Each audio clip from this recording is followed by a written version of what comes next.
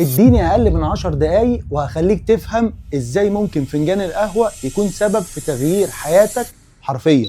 نفس فنجان القهوة بنفس المكونات، لكن تأثير مختلف على الصحة للراجل او الست. هل الكافيين بيتعامل مع كل جنس بطريقة مختلفة؟ وازاي ممكن نستغل ده لصالحنا؟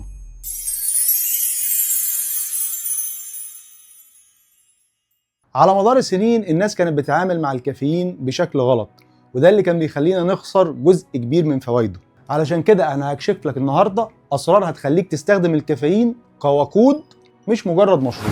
ولو كملت معايا الفيديو للاخر مش بس هتعرف فوائد الكافيين، انت هتعرف بيأثر اكتر على مين، الراجل ولا الست.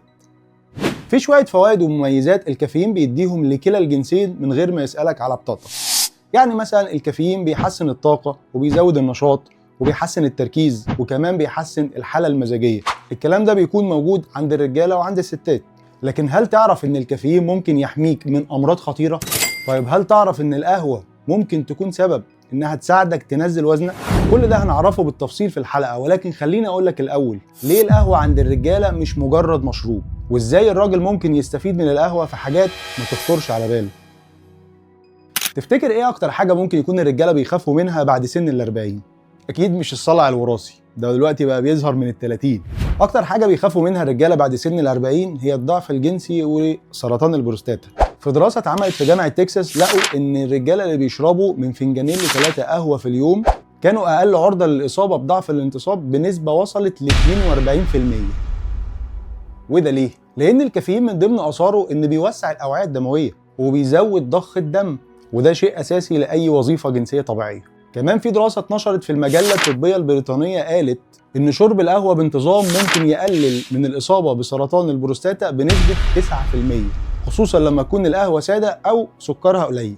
لكن ينفع نتكلم عن الرجوله من غير ما نذكر هرمون الرجوله التستوستيرون؟ كلنا عارفين ان التستوستيرون هو هرمون الرجوله ورمز الذكوره، لكن اللي ما يعرفوش ان هو مش بيأثر بس في الرغبه الجنسيه، لا ده كمان ليه دور مهم جدا في الاداء العضلي والحاله المزاجيه عند الرجاله. وعلشان كده في دراسه اتعملت على مجموعه من الرياضيين لقوا انهم لما بيشربوا نسبه من الكافيين قبل ما يبداوا التمرين ده بيزود هرمون التستوستيرون عندهم بنسبه مؤقته اثناء فتره التمرين، وده بدوره بيرفع قوة التحمل وبيقلل الإحساس بالإرهاق وبيزود القوة والانفجارية، والكلام ده بيحصل خصوصا في تمارين المقاومة أو تمارين الجري. الكلام ده عليه أبحاث مثبتة قالت إن شرب الكافيين قبل التمرين بساعة ممكن يحسن أدائك في التمرين بنسبة 12%. يعني فنجان قهوة قبل الجيم ممكن يكون سلاحك السري علشان تدغدغ الجيم. وافتكر الموضوع ده كويس لأني هرجع له آخر الفيديو. والسؤال اللي طبعا بنسأله لنفسنا دلوقتي، هل القهوة بتشتغل بنفس الطريقة عند الستات؟ قبل ما أقول لك عاوزك تعرف إن 90% من اللي بيتفرجوا على فيديوهاتي مش مشتركين في القناة، ولو وصلت معايا لحد هنا فأنت أكيد مهتم. لو الفيديو عجبك دوس لايك ودوس اشتراك في القناة وفعل زر الجرس وتعالى نكمل. القهوة عند الستات بقى حاجة تانية خالص. القهوة عند الستات مش بس مود، القهوة عند الستات درع حماية نفسي وجسدي. الستات عرضة لمشاكل نفسية وجسدية أكتر من الرجالة، وأولهم الاكتئاب، وده لفت نظر العلماء في جامعة هارفارد وخلاهم عملوا دراسة كبيرة على 50,000 ست. الدراسة كانت نتيجتها إن الستات اللي بيشربوا من فنجانين ل3 قهوة في اليوم هم أقل عرضة للإصابة بالاكتئاب بنسبة 20%، ودي طبعا فايدة قوية جدا على الجانب النفسي. لكن على الجانب الجسدي بقى، فسرطان بطانة الرحم مرض بيصاب بيه حوالي 3% من الستات على مستوى العالم. لكن في دراسة اتنشرت في مجلة إبيدميولوجي سنة 2015 قالت إن شرب القهوة أو تناول الكافيين بأي صورة ما ممكن يساعد في تقليل خطر الإصابة بسرطان بطانة الرحم، وخصوصا عند الستات بعد سن اليأس. كمان بالنسبة للستات القهوة ممكن تكون عامل مساعد للحماية من أمراض خطيرة زي السكتات الدماغية، وبتقلل شوية من تقلصات الرحم أثناء فترة الدورة الشهرية. ولكن طبعا في الحالة دي تناولها بيكون بحدود، لأنها لو زادت ممكن تعمل عصبية وصداع ومشاكل تانية.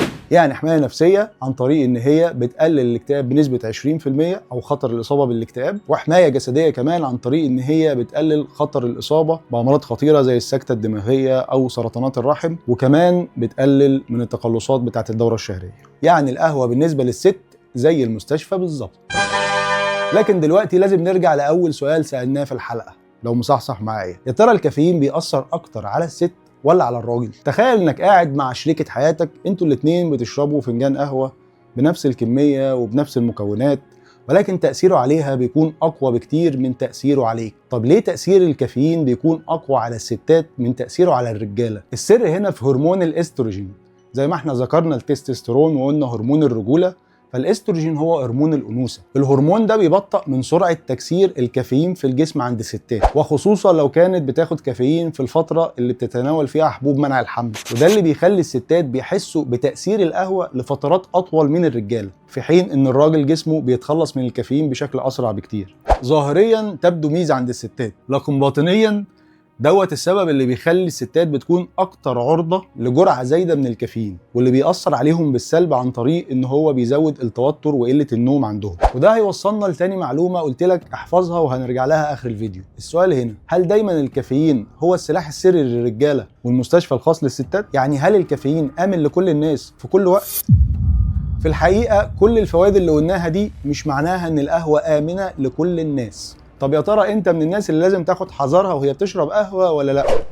هقول لك، الناس اللي لازم تاخد بالها وتشرب قهوه بحرص هي لو انت واحده حامل او بترضعي، لو انت عندك مشاكل في القلب او في الضغط او بتعاني من القلق المستمر. في الحالات دي الكافيين ممكن يسبب لكم مشاكل اكتر بكتير من الفوائد اللي احنا ذكرناها، لانه الكافيين زيه زي اي علاج، مش اي جرعه بتناسب اي حد. كل جسم وليه ظروفه وليه احتياجاته. اذا يبدو ان الدنيا مش كلها وردي، وانه في جانب مظلم للكافيين، وده اللي هنعرفه في الحلقه الجايه ان شاء الله. لكن عشان الحلقه توصلك اول ما تنزل، ما تنساش تعمل اشتراك في القناه وتفعل زر الجرس، وتكتب لي في الكومنتات يا ترى بتشرب كام فنجان قهوه في اليوم. سلام.